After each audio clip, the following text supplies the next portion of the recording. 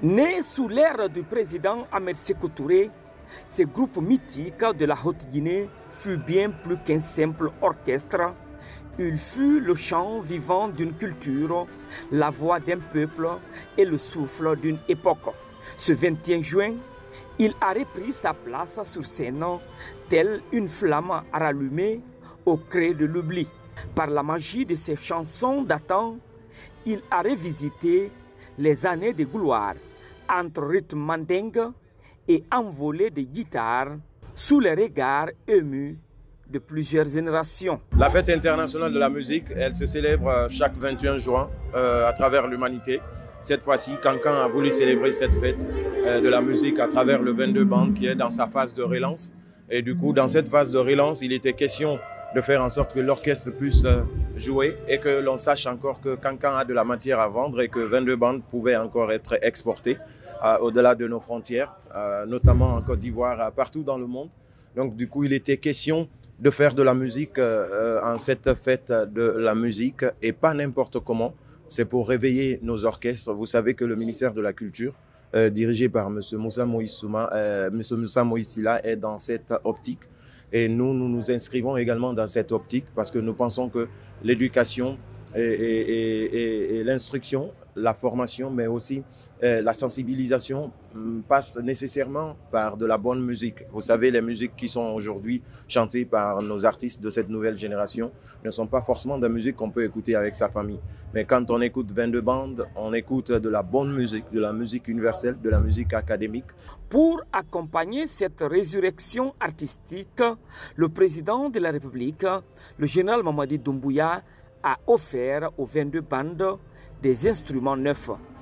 Un geste fort porteur d'un message, celui de la continuité culturelle, du respect des racines et de la transmission des savoirs. Ce don présidentiel, salué avec émotion par le contrôleur général Kandiamara, préfet de Cancan, marque un tournant pour le 22 Band. Je ne fais que me réjouir parce qu'à Cancan, nous avons un orchestre qui reste toujours dans les annales de l'histoire musicale. Je vais parler de Super 22 Band qui était un orchestre fédéral, mais aujourd'hui c'est un orchestre régional. Donc avec ces nouveaux instruments, il est en train de passer par la performance pour donner une bonne musique. Déjà engagé dans une dynamique de relance, le groupe accueille ce soutien comme un levain providentiel. Ces nouveaux instruments accordés à la mémoire comme au futur sonnent comme une promesse, celle de redonner aux 22 Band ses ailes, de le voir briller à nouveau sur les scènes nationales et pourquoi pas internationales, à travers chants, danses et chorégraphies imprégnées de l'âme mandingue. Le fait que vraiment le président de la République avait pensé en nous, il a doté aux orchestres nationaux des instruments de musique. Ça veut dire que c'est une façon de les regarder. Donc ça donne un tonus encore. Parce que qui parle de l'orchestre sans instrument de musique, on ne peut pas évoluer.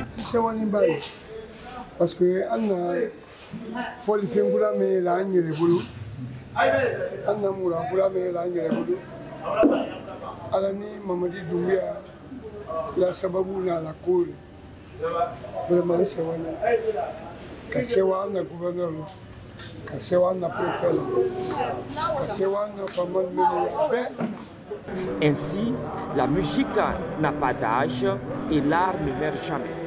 En ressuscitant le 22 Band, la Guinée réaffirme que ces mélodies anciennes sont les sémences du renouveau.